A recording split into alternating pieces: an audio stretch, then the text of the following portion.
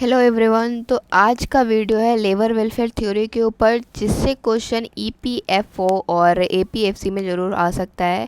ठीक है, यूपीएससी का जो होने वाला है 2 जुलाई 2023 में।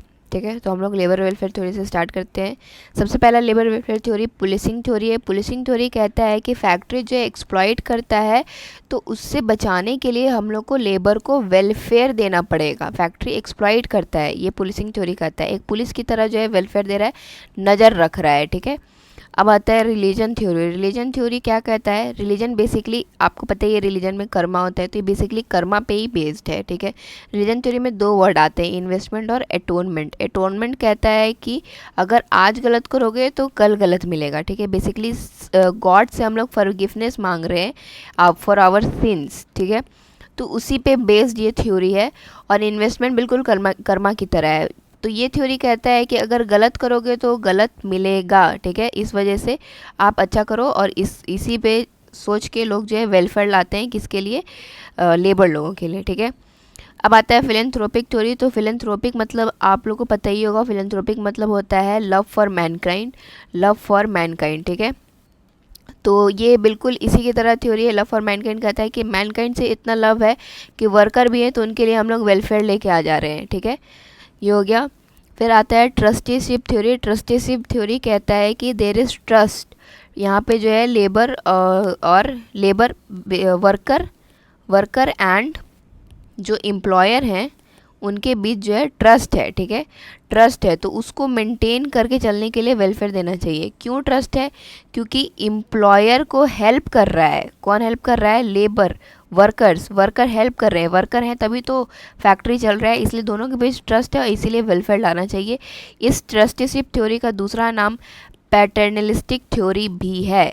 यहाँ पे आप देख सकते हो, लिखा है, मैंने हिंदी में इसलिए लिखा है क्योंकि बहुत लोग को मतलब अगर आपको जल्दी याद करना है ना तो एक ट्रिक होता है, क्योंकि रेगुलर डेज में हम लोग हिंदी में ही बोलते हैं, तो अब हिंदी में भी अगर नोट्स बना दोगे ना तो 1 सेकंड में याद हो जाएगा। ठीक है, तो एम्प्लॉयर को हेल्प करना चाहिए वर्कर को, क्योंकि दोनों मिलके फैक्ट्री चला रहा।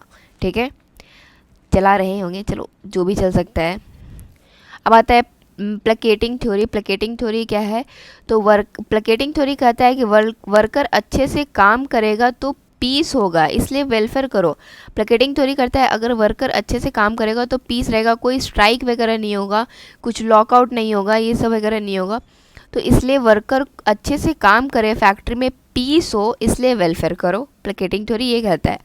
पब्लिक रिलेशन थ्योरी क्या कहता है? पब्लिक रिलेशन थ्योरी कहता है कि हम लोग हम लोग नहीं, मतलब बेसिकली एम्प्लॉयर्स एंड फैक्ट्रीज वगैरह गुड इम्प्रेशन बना सके पब्लिक के सामने, इसलिए पब्लिक रिलेशन थ्योरी आया है। वो कहता है कि लेबर के साथ वेलफेयर करो ताकि तुम्हारा इम्प्रेशन गुड हो किसके सामने? पब्लिक के सामने। पब्लिक के सामने गुड इम्प्रेशन बने।